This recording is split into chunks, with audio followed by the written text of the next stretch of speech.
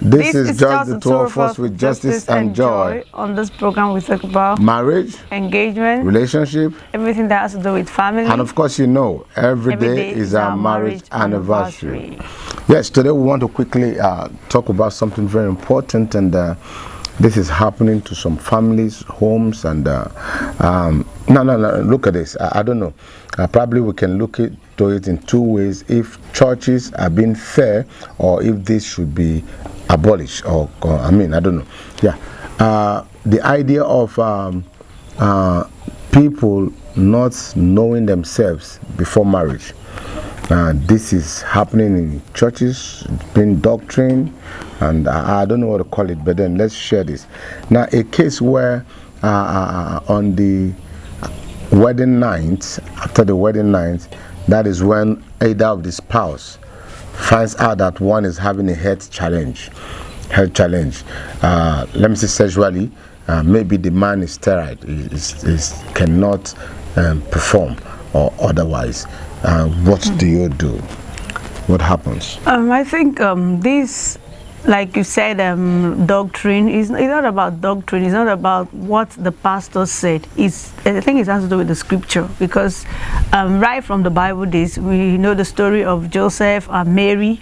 They did not meet each other before they got married. In fact, that was why when Mary was conceived of Christ, Joseph was like, how could that be? Because I've never met you, I've never touched you. So this has nothing to do with doctrine. It is the scripture. As believers, we should abide by the scripture.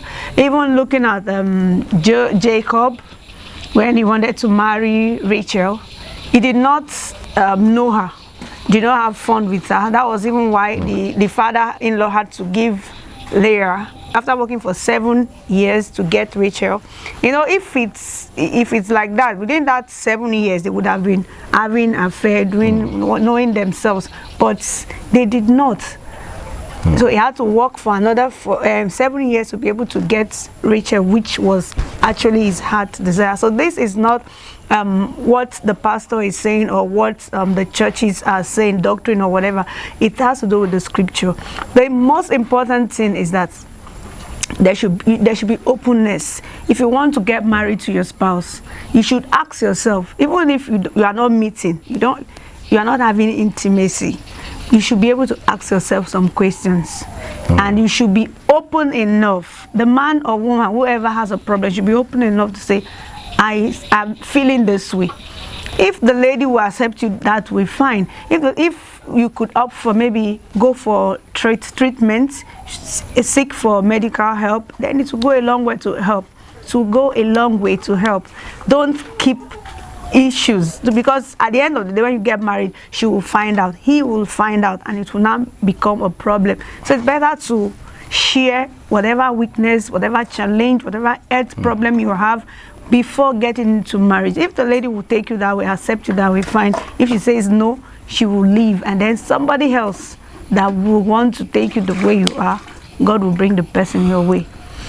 Yes, Joy has said it all. She has said it all, and I totally agree with you. I agree with her on this, because it is not the pastor words, it's not the church doctrine, but it's scripture. Marriage bed on the fire is scripture.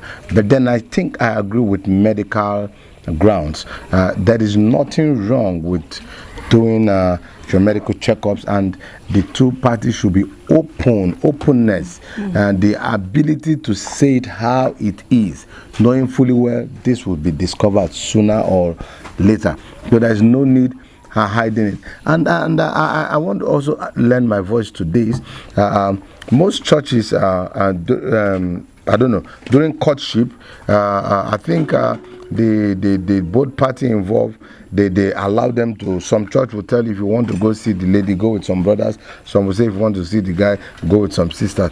But then, will there be time for them to talk? And most time is when these two persons are together, they don't even talk or discuss what is important. All they do is just sit in an eatery, eat shawarma, drink malt, I love you, and that's all. the issue, what is important, the reason for courtship is not the knowing yourself, not sex now, knowing what? Yourself. It is time to ask questions. It's time to ask. Don't be scared. Don't be shy. How is your sex life? How is your emotional ground? How is your blah blah blah and all that and all that? Go ahead and ask. And also, this is where our spiritual fathers will come in, because if a man brings a lady or a lady brings a man, father, this is the person I want to get married to, there should be a committee that will go through all that, because since they are not allowed, according to the scripture, to have, get intimate, so that there should be a committee that will go through all that. The tests should be done. Okay, yes. Go and check your status, HIV, your genotype, all the things that you need to know about the person. Tests should be done. Thank God for this age, medically, things have gone, better than it used to be back then. So you could go and run all the tests. By the time you do all the tests to check the woman completely, everything, check the man, the things that needs to be checked, I think that will go a long way to help too. As I always say, we end divorce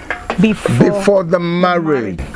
So the thing you will not want to face in the future, it's better you face it now, end it even before you get into the marriage. Yes, it is difficult to just look at the face of the one you love or you've loved and say, look, sorry, we can't continue because of this and this and this. But I think it's better. It is better after discovering that which you think you won't live up with, you won't cope with, to just look at your face, no matter how painful it is to let go, with that final words of I love you, and you are leaving yourself and probably one is crying and all that. I think it is better than just pretend about it, or don't even discuss it, and you just get into marriage. Somehow it will look like deceit. If one end up discovering that which you are going through. In fact, it's the deceit. It's the deceit. No matter what, be open. Don't hide it. It should be open to your spouse or your husband to be or your wife to be. Be open. Listen, if you really love that person you're in courtship with, you should be open to him or her. And we know that broken engagement is better than a broken marriage. Is better. Now, let's just drop this question, as we expect your answer, your comment. Now, if maybe after the marriage, you now discover that one of your spouse is having a health challenge. Now, probably health challenge. Maybe sexually, she does not have the urge for sex, and the man also is sterile or impotent. You now discover, what would you do, or what would you advise people into such issue to do? This topic we are treating today is something that is really happening. Yes, so many people. A lot is going through it now. For those that are not yet married, please, just look at us. Please. Don't make that mistake. Don't make the mistake. Save yourself the trouble. Do you know some persons enter into marriage only to discover one is sickle cell, or finding out that both of them are AS. Both of them are AS. Yes. And why bringing into the world innocent children to come suffer? So that is why these things needs to be adhered to. So please, we are leaving this for you, our viewers, friends and families. Your comment will really be helpful. I know somebody is going through this, some are going through it. What would be your answer to them? Should they just divorce, walk away, and I don't know. But for those who are into this challenge, well, the Lord help you. The Lord help you. It's a tough one. It's a really serious one. You can imagine a woman into marriage 5 years, 6 years, that not had sex with the husband because he discovered after the wedding night that the husband is impotent. So what do you advise? Okay, let's run away from here. Okay, I want to add this. Medically, you can. For me, you can seek for medical help. do what you need to do to see how you can help the situation. And then prayer, there's nothing prayer cannot do. There's nothing prayer cannot do. No, it's just, this is not just sex-wise. What about in a case where a woman knows she cannot be fertile? She knows she knows that. She knows even maybe before no the womb, marriage. maybe tubes Issues, cut away, maybe issues in the before. past, and abortion and series, and you know. These are some of the things that should be discussed. I've seen men that the woman opened up, I have this problem. And still go the man ahead said, and I marry love the you person. for who you are. Yes. Child or no child, No I'm child. still marrying you. At the end of the day, God showed forth. At the end of the day, some of them had to go adopt children, and they are living their life. So it's better for him to know what is going into. That's right. How to know what she is going into. That's right. Than just entering into the marriage and at the end of the day, discover these things. Don't allow anyone to suffer in a joy. Let's run away from here. We need your comments. You need your comments. And like before running away from here, we'll always do like this. Comment, like, and share.